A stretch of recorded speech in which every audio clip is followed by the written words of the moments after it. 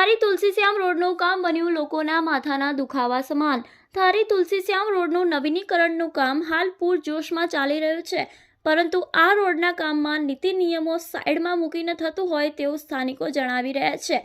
Progress in work એટલે કે કામ ચાલુ છે એવા ક્યાંય પણ બોર્ડ આ રોડ પર જોવા મળેલ નથી।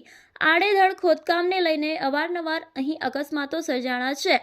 ખરેખર આ રોડ કેટલા સમયમાં પૂરો થશે તે પણ એક મોટો ચર્ચાનો વિષય છે।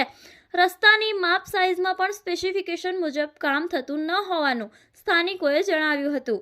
હાલ સરસિયા ગામના લોકોની એક જ માંગણી છે કે આડેધડ જે ખોદકામ કર્યું છે તેને લઈને કોઈ મોટી દુર્ઘટના સર્જાય તે પહેલા તાત્કાલિક અસરથી ગામમાં પસાર થતા રસ્તાને યોગ્ય કરાવી આપે।